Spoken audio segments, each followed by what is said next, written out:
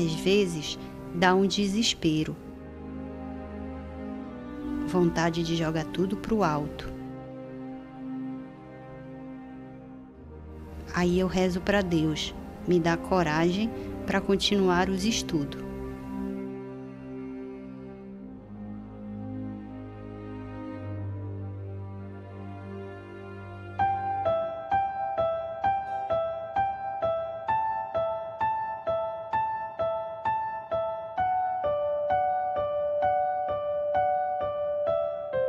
A proteção à criança, ela é uma proteção constitucional.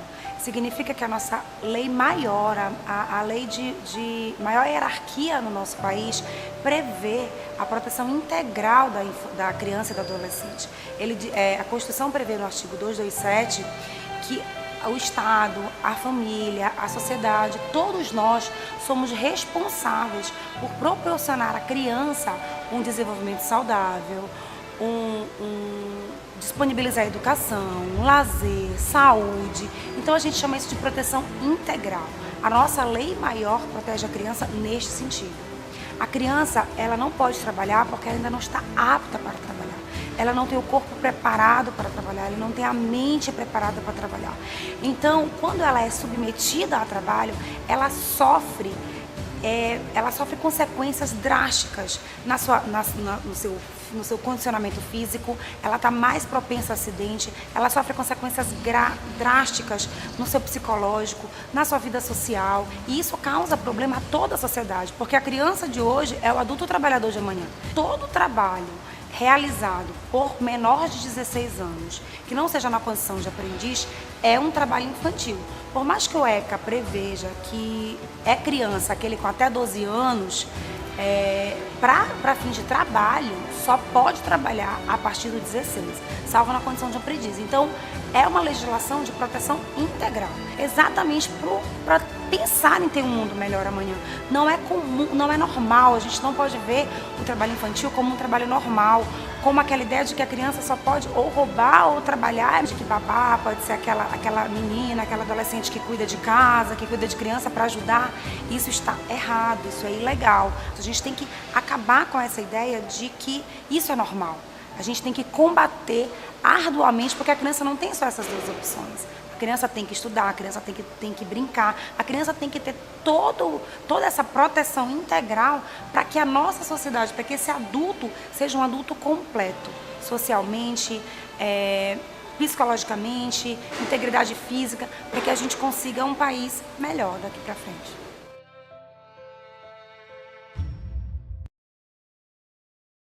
O trabalho infantil, ele não é um mal apenas para a criança, para o adolescente que estão ali na luta diária pela subsistência.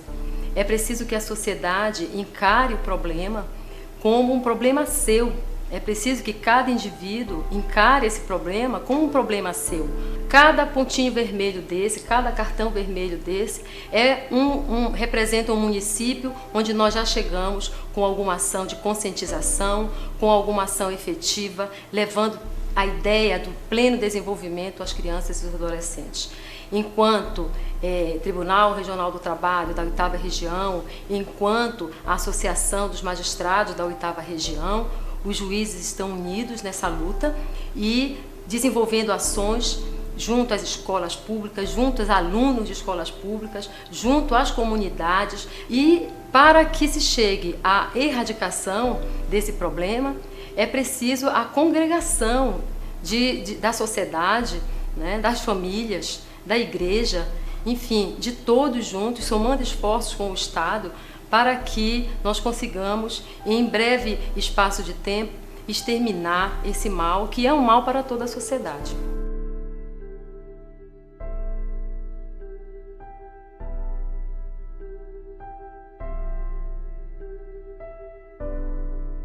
A aprendizagem, ela é uma forma do adolescente, o jovem, entrar no mercado de trabalho de uma forma mais qualificada.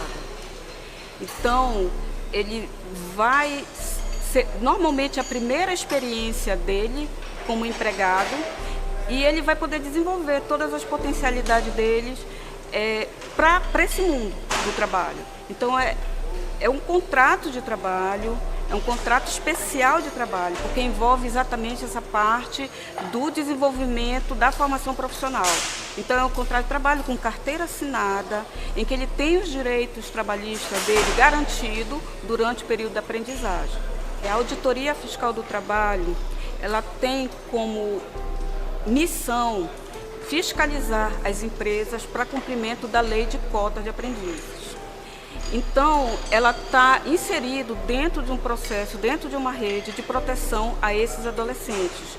Porque, além de combatermos também o trabalho infantil, a ideia da aprendizagem é inserir os adolescentes que estão em situação de risco social, prioritariamente, para que eles possam ter essa experiência do trabalho protegido e do trabalho com todos os direitos garantidos.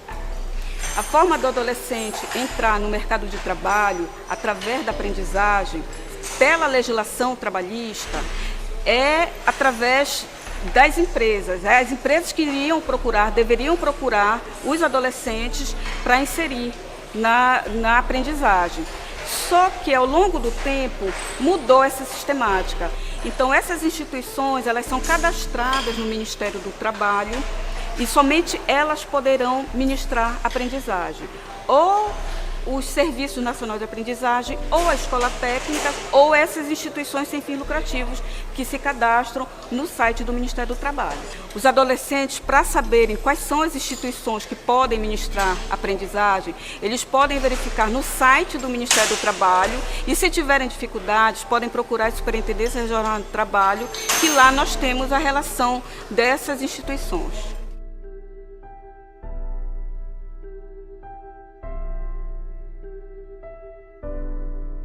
Sempre se falava sobre o combate ao trabalho infantil e se invocava a legislação que proibia o trabalho infantil.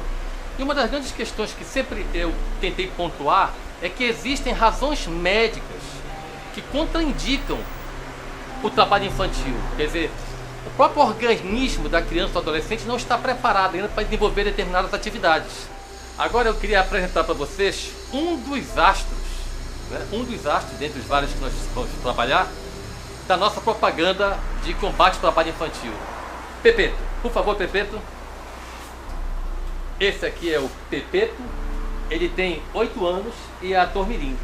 E para estar desenvolvendo essas atividades, o Pepeto cumpriu, e os responsáveis deles cumpriram todas as exigências da lei. Pepeto, há quanto tempo você já está na atividade de ator mirim? 2 anos. 2 anos? Há 2 anos que o Pepeto já exerce a profissão de ator mirim.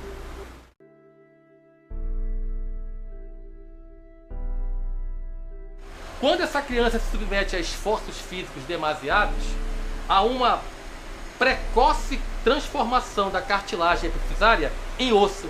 Então essa criança normalmente não vai alcançar a estatura que ela alcançaria se ela não estivesse submetida durante o trabalho a esforços físicos exaustivos.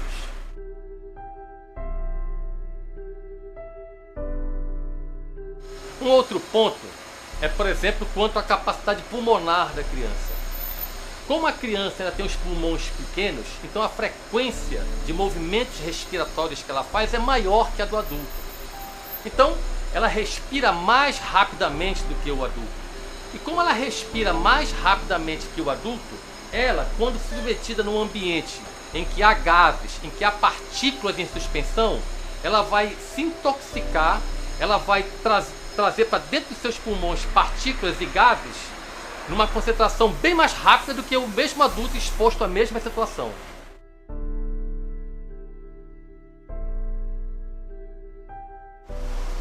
No sistema cardiocirculatório, a criança ela tem uma frequência cardíaca maior do que o adulto.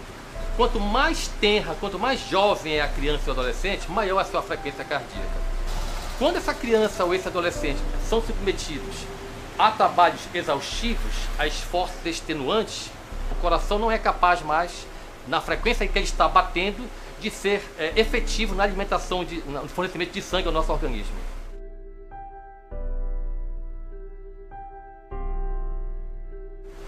Outra coisa que temos que atentar é que o mundo do trabalho, por natureza, ele exige de nós uma certa responsabilidade e exerce sobre nós uma certa pressão psicológica quanto a resultados, quanto à produção. Quando isso alcança o organismo de uma criança, que é uma psique ainda em formação, isso pode resultar num quadro grave de estresse infantil. E esse estresse se manifesta no que nós chamamos de doenças psicossomáticas, quer dizer, são doenças com origem na psique, mas se manifestam fisicamente. Então a criança pode ter taquicardia, frequência cardíaca elevada apenas pela tensão, ela pode ter insônias, dificuldade de memorização, dores articulares, dificuldades também de digestão, enfim.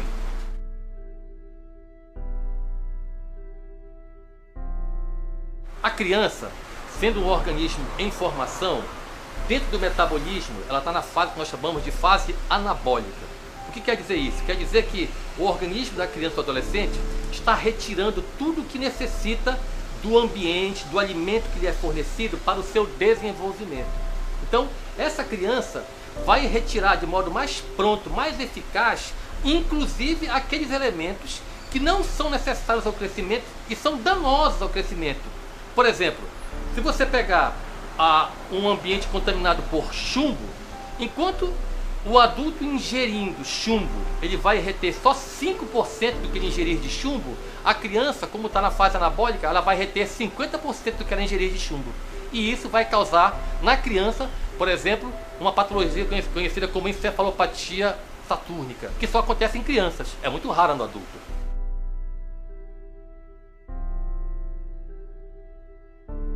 Um quadro muito comum nas crianças submetidas a trabalhos físicos, inclusive nos climas quentes, é a desidratação fácil.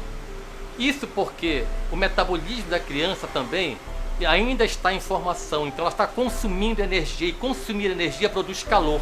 Então a temperatura da criança também já é um pouco mais elevada do que o normal. Quando isso ocorre num ambiente também quente, se um adulto perder 10% do seu peso em água, ele daqui a pouco refaz isso, repõe esse líquido e não sente nada. É o que acontece com esses lutadores. Mas uma criança perder mais de 10% do seu peso em água, se ela perder isso, ela já está numa desidratação que merece cuidados médicos.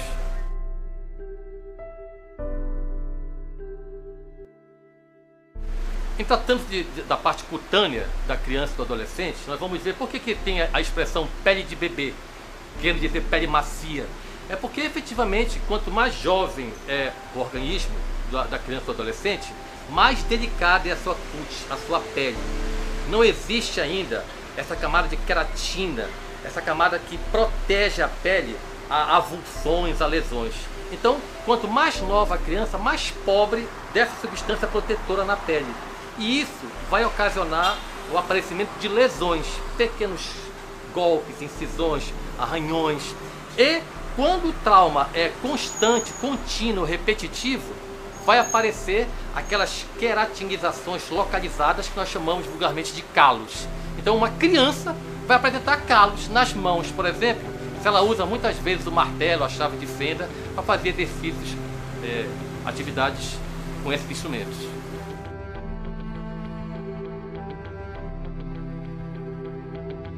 No que diz respeito ao sistema auditivo, a criança consegue ouvir em frequências bem mais altas do que o adulto. E isso só é possível porque a criança e o adolescente ainda estão também com seu aparelho auditivo em formação. A criança e o adolescente tem uma sensibilidade auditiva muito maior que a do adulto. É conhecido situações que a criança ouve determinado ruído, mas o adulto não. Por quê? Porque a frequência desse ruído é muito alta e já não está mais na capacidade auditiva do adulto, que vai perdendo essa capacidade com o tempo. Se a criança trabalhando estiver exposta a ruídos e a vibrações, ela pode ter danos no seu sistema auditivo precocemente. E precocemente já começar a ter as limitações auditivas do adulto.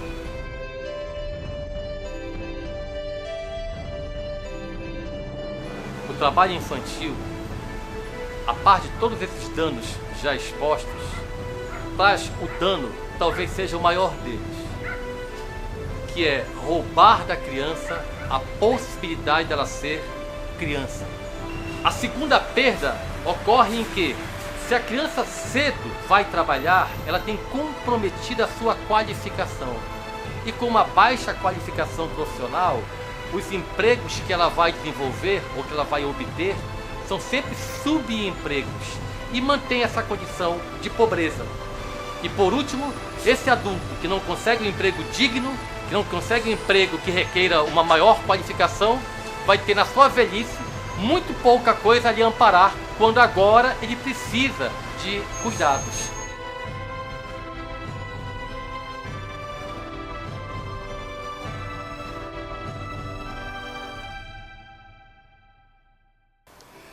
A Convenção 182 da OIT, de 99, que foi ratificada pelo Brasil em 2000, ela já trazia uma lista das piores formas de trabalho que são aplicadas à criança e ao adolescente. E nós tratamos, dentro desse tema, do trabalho infantil, principalmente o trabalho infantil doméstico.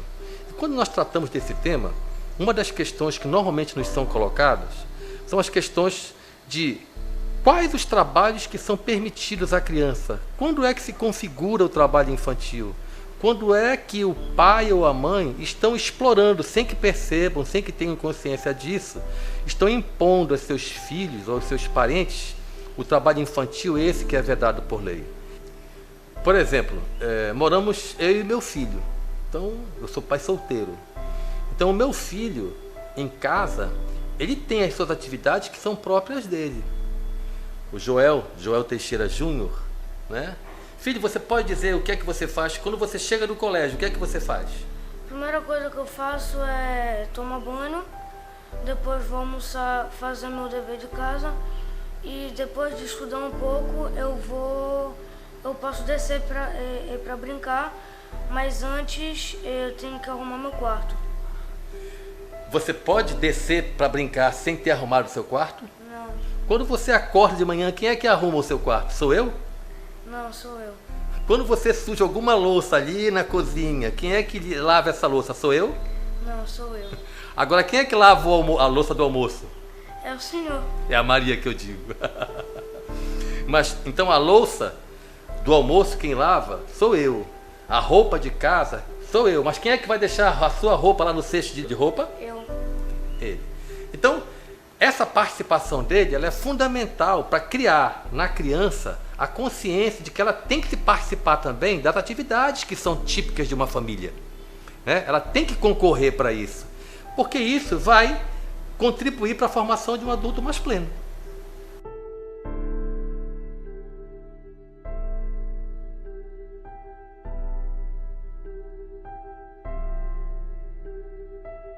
O trabalho doméstico, infanto-juvenil, ao contrário do que muita gente pensa, ainda é uma realidade que aflige a nossa sociedade.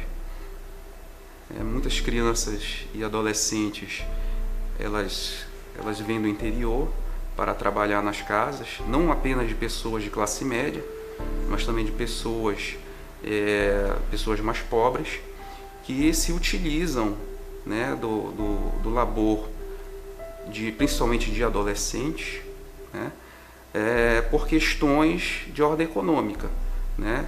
O que constou no relatório do Fórum Nacional de Prevenção e Erradicação do Trabalho Infantil indica que uma pessoa, né, um jovem, um adolescente remunerado pelo trabalho doméstico, ele recebe apenas cerca de 70% do salário mínimo.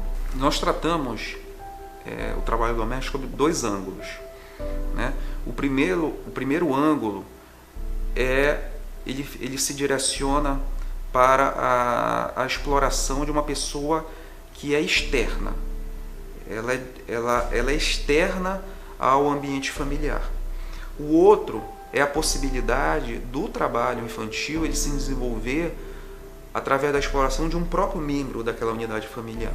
Isso é possível, mas nós precisamos ter maior cuidado. E quando nós falamos em efetivação dos direitos das crianças e dos adolescentes dentro do ambiente doméstico, isso ganha proporções de enfrentamento mais difíceis, né? Como isso ocorre no âmbito residencial, isso se torna-se um trabalho invisível, para a sociedade e para os órgãos de fiscalização. Esse é o primeiro aspecto. O segundo aspecto é, logicamente, a precarização da relação de trabalho trazida pela remuneração. Um adulto, né, com maior poder de negociação, ele mais dificilmente submeteria aquelas condições. Não que isso não possa ocorrer, né, mas essa fragilização da situação do adolescente tende, né, ou deixa mais suscetível à captação para esse tipo de trabalho e o fato dele aceitar remunerações menores. Agora, aquela criança que ela não tem tempo para o seu estudo, para brincar, para ser criança, como nós dissemos, de respeitar ou de possibilitar ela a desenvolver todas as qualidades e as características da condição de ser criança e adolescente, né? Aí nós já precisamos ter uma maior atenção. Mas não significa que, se os pais passam alguns afazeres, como lave o seu prato, né? Acostume-se ou crie o hábito de arrumar sua cama ao levantar. Na nossa prática cotidiana, nós já ouvimos essas histórias de uma determinada família que ela emprega uma funcionária doméstica, maior de idade, e aquela funcionária doméstica traz a sua filha para residir. É lógico que há limites. Aquela família ela pode, até em tese, dar toda a assistência escolar, todo o carinho, todo o amor que aquela criança que não pertence a essa unidade, mas é filha, por exemplo, da sua funcionária, ela pode entregar tudo a ela, e é lógico, e aquelas tarefas que vão impor uma disciplina, né, podem ser feitas de uma forma controlada. Existe um limite, não é qualquer situação de qualquer tarefa que vai ser enquadrada como trabalho doméstico, né? Mas tarefas repetidas, onde você excede é bem difícil você conseguir delimitar isso, mas há situações, por exemplo, de cuidadores de criança, então daquele adolescente que faz diariamente os serviços domésticos, como lavar, passar. Então, essas situações como essa, pode-se dizer sim que é doméstico, no sentido que ela está desempenhando um trabalho remunerado para a família, no âmbito residencial. Mas eu creio que a ideia de recorrência e de sistematicidade daquele padrão de comportamento, ele vai sempre estar presente, né? Então, é necessário separar o que é entregue como responsabilidade e disciplina e de criação de responsabilidade para o jovem, né? E o que é entregue como forma de você reduzir custos, de você deixar de contratar digamos, uma babá, né? Uma funcionária doméstica, porque você está substituindo pelo trabalho de outra pessoa. Aí sim, isso seria configurado o trabalho infanto-juvenil, que é proibido pela legislação.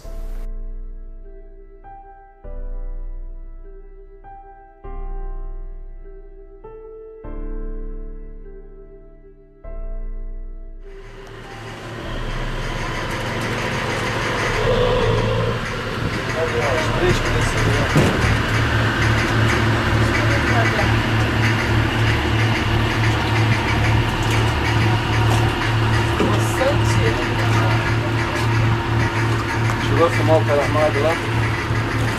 Tá.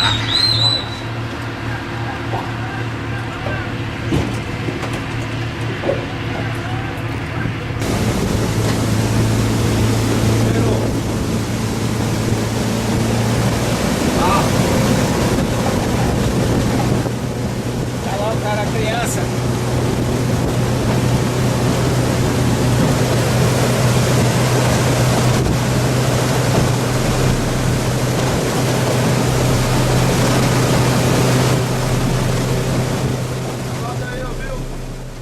Há toda uma conjugação de fatores, de omissões do Estado e da sociedade que fazem com que essas crianças fiquem cada vez mais vulneráveis. Na questão das balsas, que vão com os caminhões, são caminhoneiros, né, que se aproveitam dessa situação e trocam o sexo por algum benefício dessas meninas e adolescentes.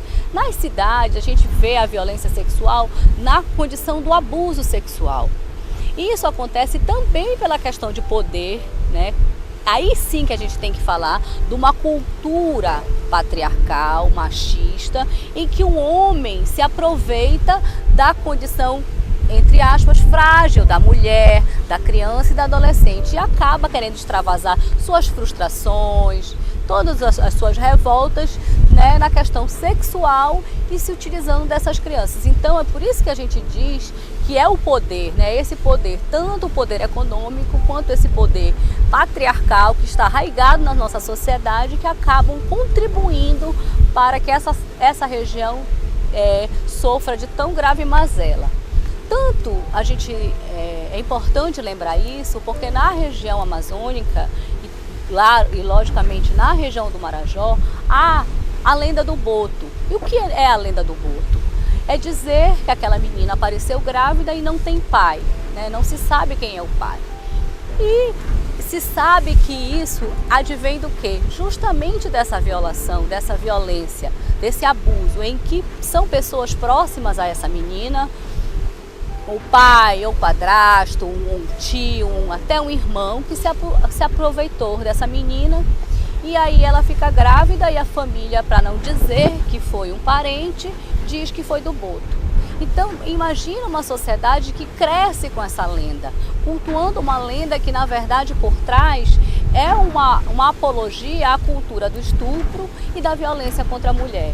Então a gente tem que trabalhar nessas duas frentes, de modificar a mentalidade da sociedade em relação à condição feminina, que a mulher é dona do seu corpo, né, que ela tem o direito de escolher, e também lutar para que o Estado propicie naquela região atividade econômica capaz de dar opção para essas pessoas, que elas possam evoluir, né, crescer enquanto cidadãos e entender o quanto elas são importantes e têm a dignidade violada diante dessa situação da exploração sexual de crianças e adolescentes.